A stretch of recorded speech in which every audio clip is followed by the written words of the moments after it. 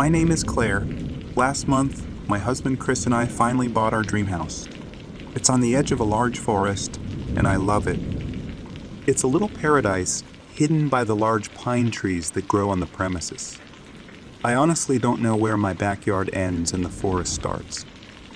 When I lie in bed and let the sounds of the forest sing me to sleep, I feel truly at peace. That house is everything I ever dreamed of. I'm a musician, and usually I work from home, so for me the transition out of the city and into the country wasn't too big. My husband, however, had to quit his job. He gave notice last week and still has 1 week to go. We had to leave our old apartment a few days ago, so for the time being, Chris stays with a friend, while I've already moved to our new house. This week it would just be me and our 2 dogs. Now, this situation by itself is not for the faint-hearted.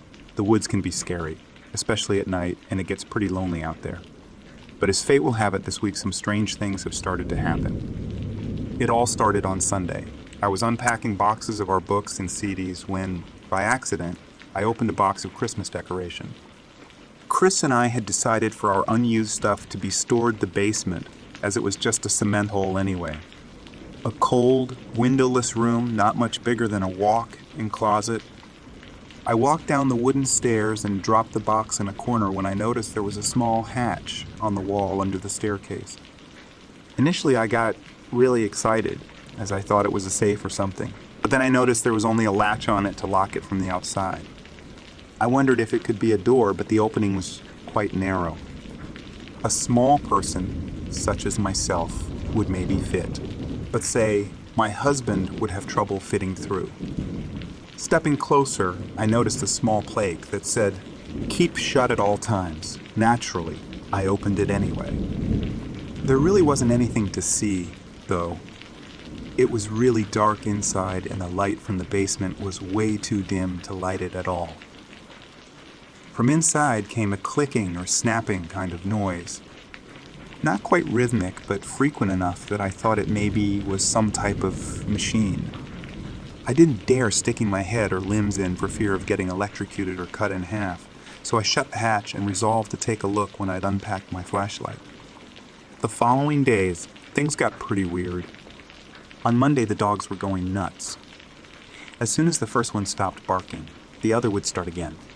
They were just barking into nothing, dark corners or the ceilings in rooms that weren't lit. Tuesday, the dogs fortunately had quieted down.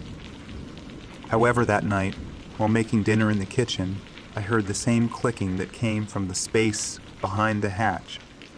It originated from the corner of the living room that was only barely illuminated by the light from the kitchen.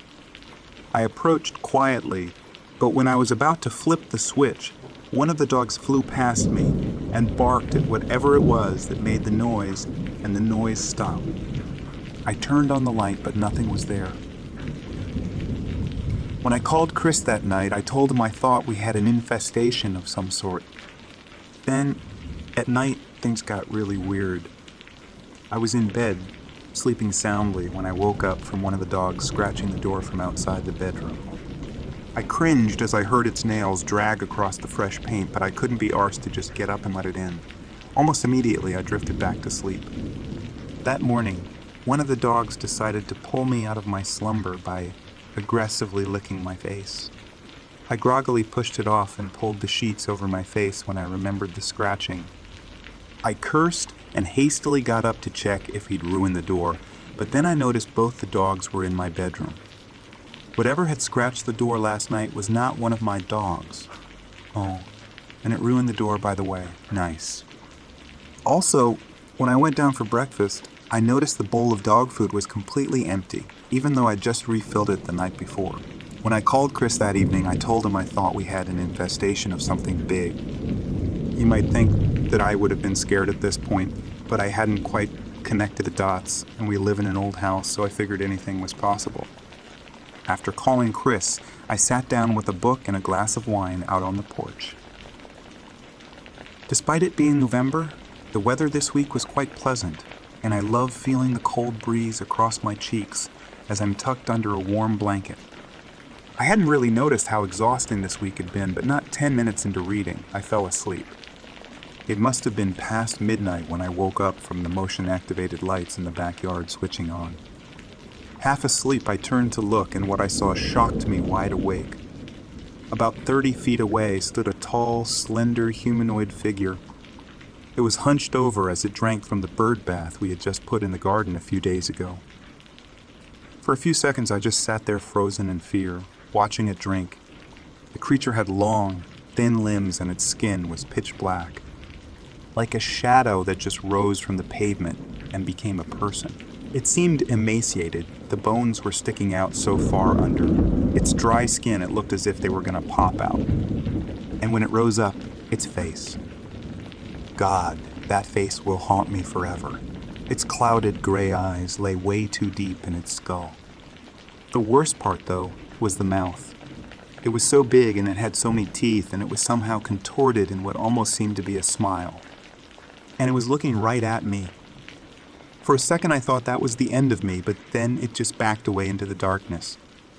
As it sunk into the shadows, it became immediately invisible. I heard the leaves rustle further into the woods, and it was gone.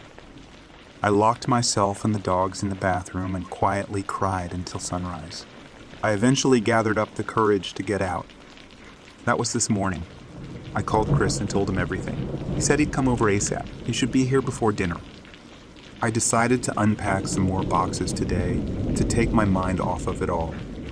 And also because I didn't want Chris to know I'd put it off all week. But while putting more boxes in the basement, to my horror, I discovered the hatch was all the way open. I definitely closed it Sunday. I'm 100% sure. I didn't lock it. Whatever was in there, it's out.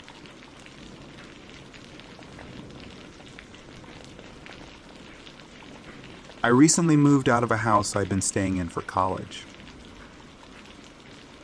Through some family connections, I managed to get a really cheap deal on this old place that had been renovated during the housing bubble, and then went unsold. It was just a short-term lease for a few months while I studied for my finals. Moving into a spooky old house on my own, what could go wrong, right? When I first moved in, I noticed something odd. There was a closet downstairs I couldn't get into. The handle was completely jammed, and I couldn't see anything through the keyhole. It wasn't a big deal. The house was large, and I was the only occupant, so I didn't exactly need storage space. And I soon forgot about it. Strange things started happening on the first night. At first I told myself the creaking footsteps were just the house settling, whatever that means. I'd only ever lived in modern apartments. Until that point, what did I know? Old houses probably did that all the time. Then I started noticing little things out of place. I'd go into the bathroom and find piss or toilet paper in the bowl, even though I could swear I had flushed it. I kept finding food in different places from where I'd put it previously, and once a pillow vanished from my bed. I know these sound like red flags, but I was studying feverishly for exams. I was stressed out and barely paying attention to anything else. And it was easy to attribute all of this to paranoia brought on by overwork. Then things got weirder. One night, I got up to go to the bathroom and heard a very particular sound downstairs, right at the foot of the staircase, which I couldn't see from where I was standing. It was a kind of sharp scuffle accompanied by an intake of breath, and the idea came to me that there was someone down there in the hallway who I had just surprised and who was therefore trying very hard to be quiet. All I had to do was move a few steps forward and look down the stairs and I'd be able to see them. It would take less than a second. So of course I didn't do that. I practically flung myself into the bathroom and locked the door. I tried to listen for any sounds from downstairs, but my heart was pounding so hard there could have been an elephant rampaging around the kitchen, and I wouldn't have heard it. I was probably in there for half an hour before I grabbed a pair of scissors, steeled myself, and went downstairs, expecting a serial killer wearing someone else's face to leap out of the darkness at me with every step. That obviously didn't happen. Everything seemed to be in order. The house was empty. The last door I tried was the locked closet, just to be thorough, and it was just as inaccessible as before. About a week later, I came home unusually late, and as soon as I stepped through the front door, I had the sudden, very strong feeling that something was wrong. I don't believe in premonitions or anything like that, but I think our minds pick up on stuff that we're not consciously aware of. All that night, I was so creeped out, I couldn't concentrate on studying. I kept getting these weird ideas that if I looked at an open doorway, I'd see someone standing there, or that I didn't want to walk past the couch in case there was someone hiding under it. Eventually, I got myself so worked up, I decided to go down to the school library and do some studying until it closed for the night, ostensibly so I could focus better, but actually because I didn't want to be in the house anymore. Halfway there, I stopped and turned back, deciding I was being stupid. The library was only going to be open for another hour. I'd barely get anything done. I was just being paranoid because I had never lived alone before. As I was walking up the driveway, I glanced up at the house and saw a light turn off upstairs. I froze. I had seen it for just a split second. Could it just have been my imagination? Even if a light had turned off, could it have been a bulb blowing? Or was there someone or something in the house? After some hesitation, I decided that I'd had enough of this. I was going to get to the bottom of whatever was going on, even if that meant proving to myself that I was just imagining things. I entered the house and walked confidently through the main hall, switching on lights and flinging open every door I came to. By God, I was going to prove to myself there was no one in this house. Then I saw the locked closet. It was open. I don't know what made me look inside instead of just getting the hell out of there. It was a big space, much bigger than I had expected, and someone had put it to good use. There was a sleeping bag against one wall, along with various non-perishable food items that had gone mysteriously missing over the last month and a half. And sitting right there at the head of the sleeping bag was my lost pillow next to a very large and deadly-looking knife. Someone had been living there with me in the closet. I spent large amounts of time out of the house, in college, or at the library. My movements were as predictable as the sunrise. It would have been easy to memorize my patterns and get a feel for when it was safe to come out and steal food. Hell, they could have used the shower and watched TV as long as they timed it right. I had to walk straight past the closet to leave. They probably heard me putting my backpack on and figured it was safe to emerge. Except I had changed my routine unexpectedly and surprised them. I didn't have time to dwell on that, though, because hot on the heels of that realization came another one. They were still in the house. Needless to say, I got the hell out of there and called the police. By the time they arrived, my guest was gone. The officers who handled the call figured it was a case of a homeless person who had been squatting in the building and didn't want to leave after I moved in, but I'm not so sure. After I moved back home, I did some research and discovered something disturbing. There had been a string of unsolved murders in the area over the last 6 years, and in every case the victim had lived alone in a large house. According to friends and family, prior to being stabbed to death in their beds, they had complained of poltergeist activity. Things going missing, lights that seemed to turn on and off on their own. Footsteps in the middle of the night. I wonder if they all had a locked closet as well, or an attic that they hadn't entered in years, or a crawl space. You'd be amazed at how many places there are to hide in an average house.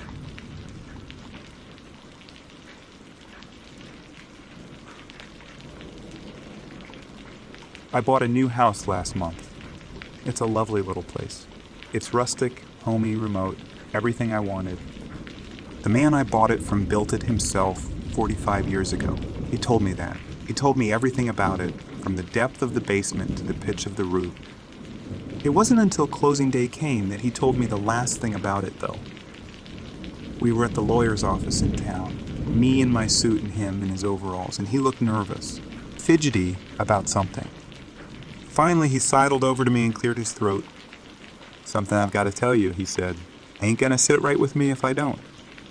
I raised an eyebrow at him, inviting him to continue, but in my head, I was cycling through all of the potential problems he might be about to drop on me. Leaking roof, termites, septic system, problems, dry well. None of it was going to chase me away from this house. Everything about it was perfect. I definitely intended to wring some extra cash out of him for whatever it was, though. "Ain't gonna believe me, and that's fine," he said. "I wouldn't either, but do me a favor and listen all the way through." Then you can think what you like and we'll sign the papers and never see each other again. Or you can back out if you like and I won't hold it against you. But I gotta tell you so you know going in." He took a deep breath and looked over my shoulder into the distance, as if deciding where to start. "A couple years back is when it all started," he began. "My dog started whining. Every Sunday, just like clockwork. Well, Monday I guess it'd be, at that point. Don't matter. The point is he'd whine. Now, Biscuit had a real specific whine. He'd only do it when someone was coming up to the house. I never heard it no time outside of visitors. And Sunday. Don't mind telling you, it scared me something fierce the first time he did it. Woke me up out of a dead sleep. I was at the door, shotgun in hand, before I was fully awake. Shouted out into the yard, but I got no answer. Gave it a few minutes, then went back to bed. Week goes, nothing happens, and then next Sunday, Biscuit's awake and whining. I'm up and at the door, and same as before, nothing. He must have seen my face at this point, because he said, "Look, I got a point, but this matters. I'll try to hurry it along." Another deep breath, and he continued. It went on like this, and I started sleeping through it eventually. Dog was getting old, is all. It happens. Except a couple of months later, maybe 3, dog starts whining, and then the outside porch light cuts on. I had it on a motion sensor. Put it in years back to scare off raccoons and such like. Mainly it just turned on and blinded me getting out of my truck coming home late at night. But it ain't never turned on for no reason before. Light coming in through my window woke me up, and my hackle sure stood straight up then, I'll tell you. I took it apart the next day, looked at the wiring, but it was solid as you like. Fair puzzled me, but eventually I figured that Biscuit must have been onto something after all. Some kind of critter prowling around the house. It had gotten bold last night, come close enough to trip the sensor. Easy enough explanation. Until next Sunday when the light went on again. 3, just as you like. "So this," I began, but he held up a hand to stop me. "Let me finish, if I would. No questions I can answer anyway. Not rightly. I just gotta tell you how it is. The next week I stayed up till 3, to catch whatever it was. I was sitting in the main room, gun at the ready, and when Biscuit started whining, I was by the door at the ready. I had my hand on the knob, and when I saw that light cut on through the window, I whipped the door open. There was nothing there. Nothing at all. Not a blade. Grass moved. Not a shadow twitched. I stood there looking until the light went out again, and then I closed the door. I took the light apart again, but there was just nothing wrong with it. I tried to ignore the whole thing, but it was fair driving me crazy. Woke me up every Sunday, did Biscuit and that light. And then one day, it got worse. I heard a creak. Now I know old houses talk. They settle in the night, groan and shift, and talk to themselves, sure as shootin'. But I know every noise this house makes, and I know that creak. It's the sound of the second floorboard inside the front door. Thing is, the front door makes a god-awful creak all by itself. Ain't no way to open that without alerting the whole house. I thought about fixing it any number of times, but in the end I figured it was good as any security system, so I left it. The front door didn't make no noise that night, not a solitary sound. But I know the creak of that floorboard sure as I know my own name, and something had just walked on it. He paused here to wipe his eyes with the heels of his hands. I gathered up my courage and I walked through that house, turning lights on as I went. Weren't nobody in there. Next week, same thing. Biscuit whining, porch light on, floorboard creaked. It was starting to get me proper spooked, I don't mind saying. And when, after a few months, that first creak started being followed after a pause by a second one, I got me this realtor and I put the house up for sale. That was a month and more ago, and I ain't been back since. I'll go to get my stuff when this is all done, but I'll do it midday on a Tuesday. You don't gotta believe me. You think whatever you want. But that second creak comes from aboard the far side of the main room, all the way to the hallway. You're up this Sunday at 3 a.m., you'll hear it. If you're man enough to stay in that house and find out what's coming, more power to you. Yeah, I built this house, and I'm dead sorry to leave it. but I ain't gonna be there when whatever it is finishes whatever trip it's making. I thanked him for his honesty, though I'm sure the skepticism was clear in my voice. I signed the papers anyway, of course, and took possession of the house. The man shook my hand, wished me luck, and we parted ways. I didn't give any credence to his story, not the least bit. I moved into my new house and I slept like a baby, until Sunday when I woke up suddenly in the middle of the night. I was confused at first as to what had woken me. It was dark in the room, but a bright light was shining in from outside. In my disoriented, half-asleep state, it took me a minute before I realized it was the front porch light shining in through my window. The old man's story rushed back to me, and in the dark it seemed almost plausible. I held my breath, listening, and heard nothing. I was just starting to laugh at myself when it came, a creak from the front room. I sat in bed, silent, listening. Surely it was just a ridiculous story, just a tale a lonely old man imagined or maybe even made up. I wanted to believe that. Then came a third creak, this one right outside my closed bedroom door, and almost on its heels, a fourth one. This one was inside the room. I sat frozen for a long moment, then shot out my hands and fumbled for the bedside lamp. It burst into light, casting its glow across the room, revealing absolutely nothing. Nothing was there. I got up and paced around, checking under the bed, in the bathroom, in the closet. There was no one hiding there, nothing that could have made the noise. And yet, when I crossed in front of the door, the floorboard beneath my feet creaked, an exact match for the tone I just heard. My bedroom door was closed. My front door was locked. I checked it. But when I returned to my room from checking the front door, the floor squeaked under my feet in 4 separate places. Once just inside the door, once right before the hallway, once right outside my room, and once just inside. Each one a distinct, identifiable sound. Each one a sound I'd heard earlier that night. I didn't sleep anymore that night. I turned on every light and watched TV until dawn. I told myself I'd call the realtor in the morning and put the house up for sale. And yet, by the time morning rolled around, it had all started to seem a little silly. A new house, a goofy story, and I'd been ready to abandon reality and believe in ghosts. I made myself breakfast by dawn's breaking light, went to sleep as the sun started up the sky, and woke up feeling foolish around noon. A few squeaks and creaks, and I was ready to move out. Embarrassing. And so when the light cut on and woke me up last Sunday, I pulled a pillow over my head, determined to ignore it.